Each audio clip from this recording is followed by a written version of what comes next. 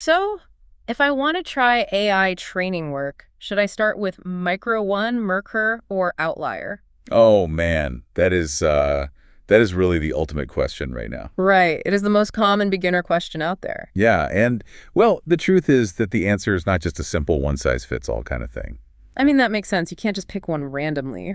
Exactly. It completely depends on you, like your personal comfort level, your professional background, and just how you actually prefer to work. Okay, let's unpack that a bit because I feel like from the outside, they all just look like websites where you sign up to do remote work. Right, they look identical on the surface. Yeah, you log in, do some tasks, get paid. Why does it actually matter where you start? Well, the psychological experience you will have on each of them can feel entirely different.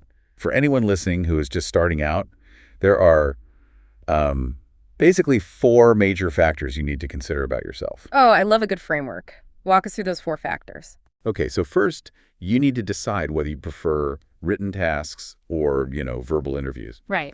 Because some people are incredibly articulate when they write, but the moment you put a camera on them, they just freeze up.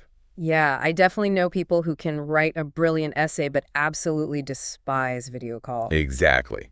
And others hate typing out long explanations. They would much rather just talk through their reasoning out loud. That makes total sense. So what is the second factor? That leads right into the second one, which is whether you are comfortable speaking and explaining yourself out loud, specifically to an AI.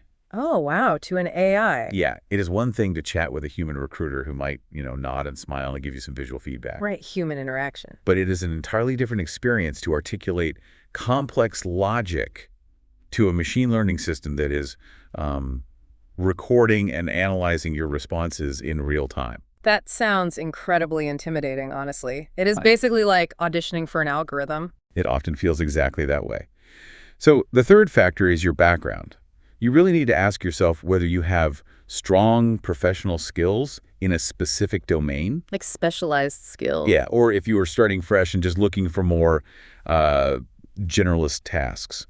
So we were talking about the difference between a practicing lawyer versus someone who is just a really good critical thinker. Precisely. And the fourth factor, and this one is crucial for managing your own expectations, is whether you are okay with uncertain project availability. Ah, right, because the workload isn't guaranteed. Yeah, the workload in this industry is rarely predictable. But wait, let me push back on this just a little bit. Sure, go ahead. Are these platforms really that different from traditional remote work? Like, if you have the skills, applying is just like applying for regular freelance jobs, right? Well, that is a very common misconception. They operate very differently from traditional employment. Really? In what way? You aren't applying for a standard 9 to 5 position. Yeah. And you are not even building a traditional freelance client base. You are entering a project-based ecosystem. Okay, so it fluctuates. Very much so. You might be matched with a task today and then, wait a week for the next one. The way they route that work to you is fundamentally different. Okay, so let's break down the three platforms then so we can actually visualize what a typical day looks like on each one. Let's start with Outlier. Okay, so Outlier may feel much more task-based or assessment-based. So less talking. Exactly.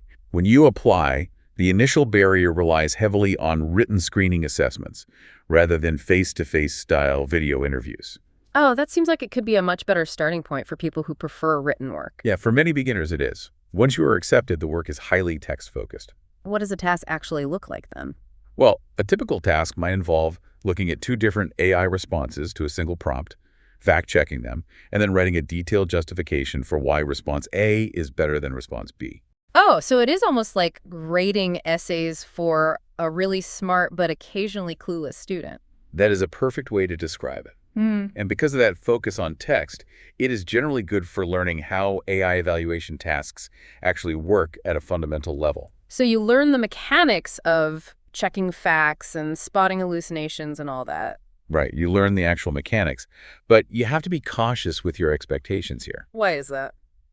Because task availability on Outlier may not always be stable. Like you could just run out of work. Yeah, you might have a great week where you are logging hours every day, and then you might experience periods with, well, absolutely no tasks at all in your queue. Oh, wow. So you could pass all the screenings, get accepted, and then just stare at a blank screen for a week. Unfortunately, yeah. It can feel like that sometimes while you wait for new client projects to launch. Okay, so that is Outlier. Heavy on the writing, good for learning, but the volume can fluctuate. Let's shift over to Micro1, Yeah, Micro1 introduces a completely different dynamic. because it isn't just text, right? Right. Micro1 may feel much more interview-based from the very beginning. So this is where the verbal part comes in. Exactly. When you apply, you are often asked to complete an interview with an AI recruiter. You aren't just typing answers into a box. But you are actually talking out loud, on camera. Yeah, the vetting often involves answering technical questions clearly and explaining your thinking out loud to that AI interviewer. That is wild. Why do they care so much about you talking out loud, though? If you can solve a math equation, why does the AI need to hear you explain it? Well, because by having humans explain their logic step by step out loud, the AI actually learns the pathway to the correct answer. Oh, so it isn't just about the final answer, it is about the reasoning. Exactly. And Micro1 evaluates your ability to provide that clear verbal pathway. That seems like it would be a really great environment for people who want to practice the AI interview style. It is. It is fantastic for that. But it comes with a major caution. Let me guess, it can be really stressful. Yeah, it may feel incredibly stressful if someone is nervous about speaking or being recorded. I can entirely see that. The psychological pressure of knowing a machine is analyzing your tone of voice it is heavy. Right. If staring at a recording light makes you lose your train of thought, it might feel like a massive barrier. Okay, so Outlier is written logic. Micro1 is verbal logic. What about Mercor? Where does that fit in? So Mercor may feel more professional or expert-focused. Okay, how so? It functions a bit like a high-end talent matching service. You still do a video interview, but the platform actively looks to match highly specialized knowledge with specific projects. Oh, so this is better for people with stronger professional skills. Right. We are talking about areas like coding, writing, finance, law, medicine, math, or other really specialized fields. It is like a matchmaking service, but for complex data sets. Yeah, because they need actual practicing professionals evaluating those outputs, not just a general writer. So I would imagine that means it is not really beginner-friendly if you don't have that background. Yeah, you and I are on the same page there.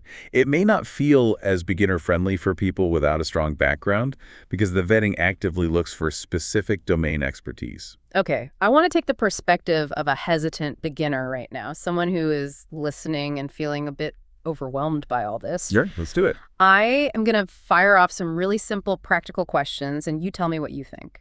Sounds good. Okay, first question. Which one feels easier to try first? I would say Outlier often feels easier to apply to because the initial barrier relies on basic assessments rather than those face-to-face style interviews. Right, less pressure. Question 2, which one is better if I absolutely hate interviews? Again, Outlier is probably your best bet as it focuses heavily on written task evaluations. Makes sense. Okay, question 3, which one is better if I have strong expert skills? That would definitely be Mercor, since it actively looks to match specialized knowledge with high-level projects. Got it. Question 4, which one is better if I want to practice speaking? Micro1. It is a great environment to practice articulating reasoning clearly because of that AI interview structure. Okay, last one. Which one has the most uncertainty after getting accepted? Well, honestly, all of them have uncertainty. Really? All of them? Yeah, Outlier may have fluctuating task volumes, while Mercor and Micro1 may have waiting periods before you are actually matched to a project. So it is just a reality of the industry then. I think we need to step back here and deliver a pretty crucial reality check so expectations are managed. Oh, absolutely. This is so important. Getting accepted does not always mean you will immediately get steady work. Let's break that down simply for anyone listening. Why does that happen? Because projects can just come and go based on client needs. Requirements can change overnight. So you could be perfectly qualified, but the client just doesn't need your specific skills that week. Exactly. Some people may wait for tasks for days or even weeks. So it really is feast or famine.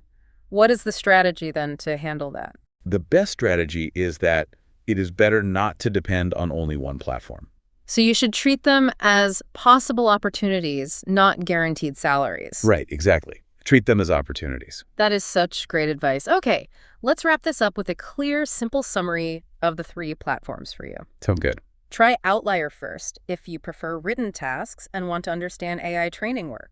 Try Micro1 if you want to practice AI interview questions and speaking clearly. And try Mercor if you have stronger professional or expert skills and want to try more specialized roles. If you want more practical videos about AI training jobs, AI interviews, and beginner mistakes, subscribe for more tips.